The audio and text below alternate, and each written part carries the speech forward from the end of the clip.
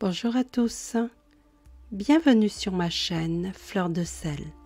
L'histoire que je m'apprête à vous lire, c'est Le garçon aux grandes oreilles de Mohamed Bailly, illustré par Vincent Farge, des éditions des Braques. Laissez-vous emporter dans un conte traditionnel du Maroc qui aborde les thèmes du secret et de l'acceptation de la différence. Bonne écoute. Très loin d'ici vivait un hakem, un gouverneur. C'était un homme puissant et craint, mais malgré cela, il cachait un terrible secret.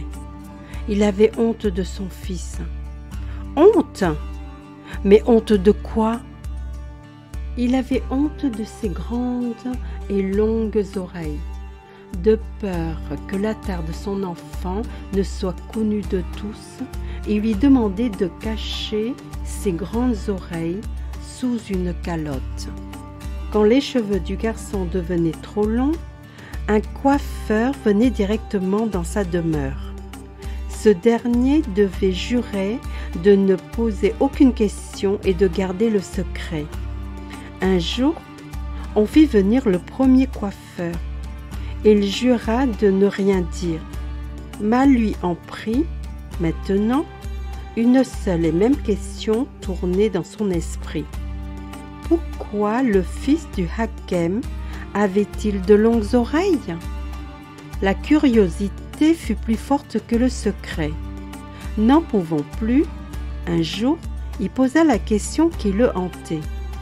Comme d'habitude, on le laissa couper les cheveux de l'enfant, mais à peine eut-il terminé son travail qu'on se saisit de lui et qu'on lui coupa la tête. Tous les coiffeurs qui lui succédèrent connurent le même sort. Aucun n'était capable de tenir sa langue et tous craignaient d'être appelés dans la demeure du gouverneur.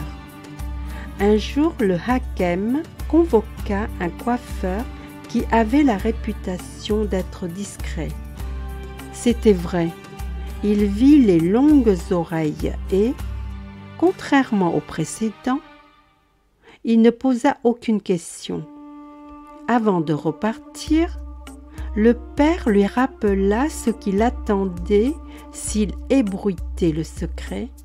Il aurait, comme tous les autres, la tête tranchée.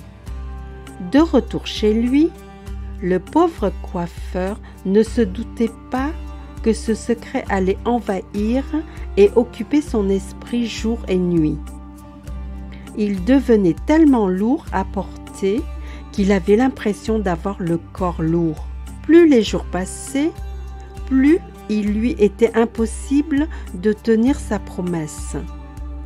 Un beau matin, n'en pouvant plus, la main sur la bouche, il se précipita vers un puits isolé et là, il se pencha par-dessus la margelle et cria de tout son souffle. « Le fils du gouverneur a de grandes oreilles. Le fils du gouverneur a de longues oreilles. Le fils du gouverneur a de grandes oreilles. Le fils du gouverneur a de longues oreilles. » Une grenouille au fond du puits l'entendit. De sa voix de grenouille, elle coassa. Quoi, quoi. Le fils du gouverneur a de grandes oreilles. Quoi. Le fils du gouverneur a de longues oreilles. Un pigeon qui se désaltérait l'entendit et il roucoula. Coco, coco, coco. Le fils du gouverneur a des grandes oreilles. Roucou, roucou, roucou. Le fils du gouverneur a de longues oreilles. Le corbeau qui passait par là l'entendit et croassa.